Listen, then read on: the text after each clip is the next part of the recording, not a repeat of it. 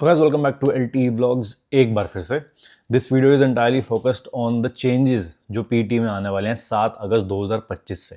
तो this video में मैं काफ़ी शॉर्टली ब्रीफली एक्सप्लेन करने वाला हूँ कि पीटी में क्या क्या चेंजेस आने वाले हैं, क्या क्या उसके इम्प्लीकेशंस होंगे, क्या वो एक्चुअली बेनिफिशियल हैं या नहीं है, एंड द रियल क्वेश्चन कि भाई पीटी ने सडनली ये चेंजेस इंट्रोड्यूस क्यों किए हैं। तो before starting this video I am assuming कि आपको पीटी का बेसिक फॉर्मेट पता होगा, बेसिक स्कोरिंग पता होगी। एंड अगर आप एक ऐसे स्टूडेंट हो जो पीटी देना चाह रहा है, जिसने ऑलरेडी पीटी दे दिया है, ठीक है, तो आपके लिए वीडियो काफ़ी आइडियलिस्टिक है। और अगर आप इस चैनल पर नए हो तो भाई make sure you subscribe to our channel.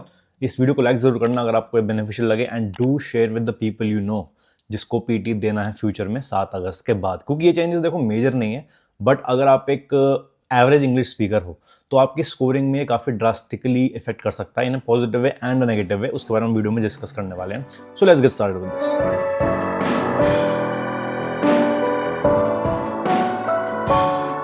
Basic से स्टार्ट करते हैं भाई। अगर आपने पीटी दिया हुआ है या आपको पीटी का फॉर्मेट पता है तो 99% ऑफ द केसेस में जो पहला क्वेश्चन आता है दैट इज योर, उसका नाम होता है रीड अलाउड। ठीक है, रीड अलाउड में जो भी आपके क्वेश्चन होते हैं that focuses on reading and speaking.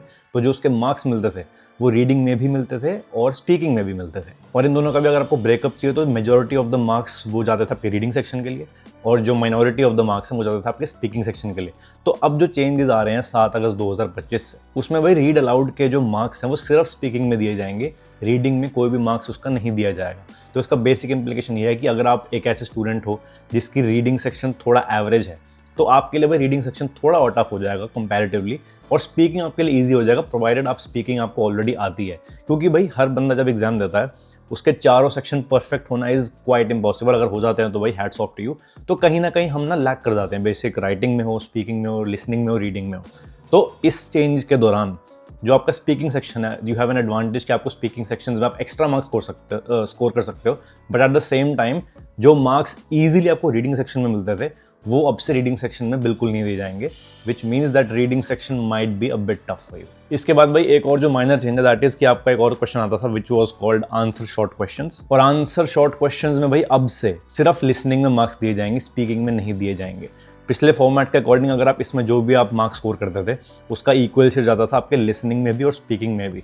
But according to this new rule जो एप्लीकेबल होने वाला 7 अगस्त से, इसमें आपके सारे मार्क्स एंटायरली जो भी इस क्वेश्चन के मार्क्स होते हैं वो सिर्फ लिसनिंग में दिए जाएंगे, स्पीकिंग में उसका कोई भी कंट्रीब्यूशन नहीं होगा। और इवन दो ये बहुत माइनर चेंजेस हैं बट आपके लिए इफेक्ट पता क्यों करते हैं, क्योंकि कई लोग मिस कर देते हैं कि पीटी का एग्जाम अपना सिर्फ एक बार नहीं देते आप। एटलीस्ट मेरी नज़रों में you have to give PT over a course of 3 times जब तक आपका पीआर नहीं हो जाता।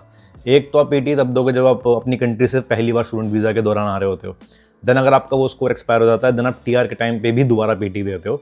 एंड लेट्स से अगर आप पीआर डालना जा रहे हो और आपके 2 साल से ऊपर हो चुके हैं आपको लास्ट पीटी दिए हुए, तो आपको पीटी भाई एक 3rd बार भी देना पड़ेगा।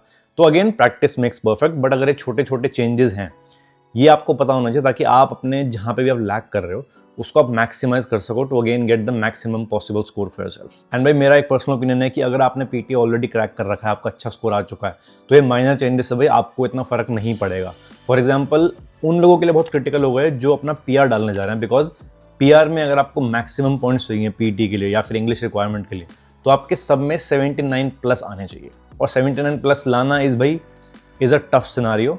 अगर आपकी इंग्लिश ऑलरेडी अच्छी है और आप चारों मॉड्यूल्स में परफेक्शन गेन करना चाहते हो then it's again achievable for you. But I think these minor changes could affect your score at the end. इसका बेस्ट ये है कि पीटी पे अगर आपका ऑलरेडी अकाउंट बना हुआ है उससे अपडेटेड रहो एंड उस पर मैक्सिमम मॉक टेस्ट दो ताकि आपको पता लग जाए कि आजकल क्या सिस्टम बैठा हुआ है, क्या क्वेश्चन में चेंजेस आ रहे हैं, क्या क्या स्कोरिंग में भी चेंजेस आ रहे हैं। अब भाई next part of this video में चलते हैं जिसमें ये है कि 2 new type of questions introduce करने वाली हैं पीटी वाले। ठीक है, अब इन क्वेश्चंस के इन्होंने एग्जैक्ट नाम डिस्क्लोज नहीं किए हैं बट जो वेबसाइट पर इंफॉर्मेशन है दैट इज जो पहला न्यू क्वेश्चन ऐड होने वाला है that will be called summarise group discussion.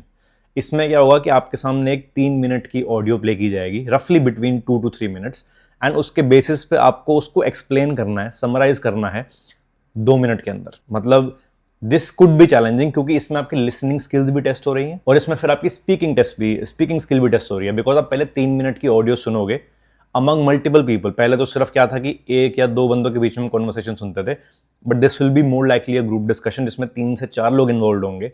उसको आप 3 मिनट तक सुनोगे एंड फिर उसको आप 2 मिनट में समराइज करोगे based on your own understanding.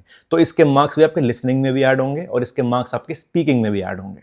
Second new question की तरफ चलते हैं जो ऐड होने वाला है, which will be called respond to a question. इसमें भाई ज्यादा डिटेल मेंशन नहीं है, बट इसमें अगेन आपको एक क्वेश्चन दिया जाएगा। It could be anything XYZ। अभी हम अज्यूम कर रहे हैं कि it will be a basic question, ना ज्यादा छोटा ना ज्यादा बड़ा। इसमें आपको 40 सेकंड दिए जाएंगे सोचने के लिए, अपने आंसर फ्रेम आउट करने के लिए। और फिर इसके बाद जब आप आंसर अपना सोच लोगे, फ्रेम आउट कर लोगे, आपको अपना पूरा आंसर अंडर 60 वर्ड्स लिखना होगा। This is the only detail mentioned on the website.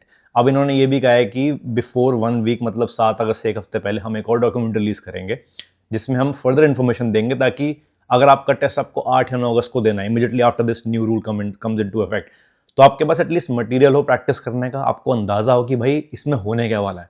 Because जब भी हम प्रैक्टिस करते हैं we have to know the format. हमें ये पता होना चाहिए कि हमने कैसे फ्रेम करना है, specially in the writing section. अगर आपके इंग्लिश बहुत सॉलिड भी है, बट अगर आपको फॉर्मेट नहीं पता या फिर कहाँ पे मैक्सिमम स्कोर आप गेन कर सकते हो वो चीज़ आपको नहीं पता, तो अल्टीमेटली देखो आपका स्कोर सफर होगा। और ये जो सेकंड क्वेश्चन की मैं बात कर रहा हूँ, रिस्पॉन्ड टू अ क्वेश्चन, इसके मार्क्स भी सिर्फ स्पीकिंग सेक्शन में ही ऐड हो जाएंगे। बिकॉज आई थिंक मेरी एज अंडरस्टैंडिंग ये है कि क्वेश्चन आएगा आपकी स्क्रीन पे, आपको 40 सेकंड दिए जाएंगे उसको सोचने के लिए, एंड आप उसको अपने ही वर्ड्स में बोलोगे। You won't be writing it, you will be speaking it. अब 60 वर्ड्स की limit, this is contradiction, because 60 words अगर लिखा है तो मतलब बेसिकली आपको लिखना भी होगा। बट आई थिंक जो उनके वेबसाइट पर लिखा है कि इसके मैक्सिमम मार्क्स आपको स्पीकिंग में दिए जाएंगे। अब ये भी हो सकता है कि इसमें मार्क्स का स्प्लिट हो, but I think this question will be primarily focused on your speaking skills. अब भाई लास्ट क्वेश्चन आता है कि पीटी ने ये चेंजेस क्यों एप्लीकेबल किए हैं, even though these are minor changes. अगर आपको याद हो तो दिसंबर 2023 में और जनवरी 2024 में ऑलरेडी काफ़ी सारे चेंजेस इन्होंने एग्जिस्टिंग में लाए थे, जिसमें ये बोला था कि आप टेम्पलेट फॉलो नहीं कर सकते, आपके मार्क्स डिडक्ट हो जाएंगे, AI स्कोरिंग थोड़ी हम कम कर दी जाएंगे, ह्यूमन चेकिंग ज़्यादा हो जाएगी। तो अब इनका जो डेफिनेशन है, जो इन्होंने जस्टिफिकेशन दी, दैट इज़ कि भाई of course AI is not perfect. लोग इसमें भी लूप होल ढूंढ रहे थे, टेम्पलेट्स को ही एक अलग वे में फ्रेम कर रहे थे just to crack the exam.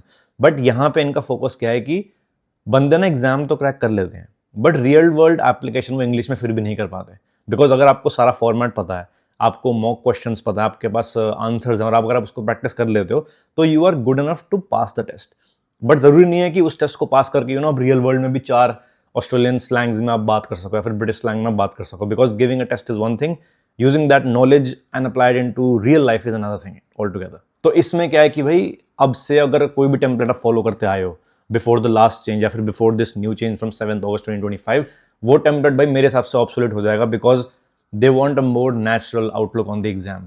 अगर आप वहाँ कंप्यूटर के सामने बैठ के अगर आप अपनी रोबोटिक वॉइस में एक एक चीज़ बोलते रहोगे, उसमें फिर भी आपको कम मार्क्स मिलेंगे। रादर देन अगर आप नेचुरली बोलो, नेचुरल पॉजेज दो अपने वर्ड्स में, तो आपको ज़्यादा मार्क्स मिलेंगे एट एनी गिवन डे। तो this was a very short video just focused about the changes. अगर आपको भाई इस वीडियो में कोई भी चीज़ समझ ना आई हो, make sure you comment it down. अगले 2-3 दिन तक मैं सारे कमेंट्स का रिस्पॉन्ड देने वाला हूँ। एंड अगर आपको लगता है कि this change is either beneficial और not beneficial for you, do make sure कि you comment that down as well. क्योंकि आई थिंक कई लोगों के लिए अच्छा होगा जिनको स्पीकिंग मार्क्स एक्स्ट्रा चाहिए होते हैं, बट कई लोग जिनका रीडिंग सेक्शन ऑलरेडी बहुत स्ट्रॉन्ग था, they might losing out on some points. So this was a very short video. I hope you really like this. Catch you guys in the next one.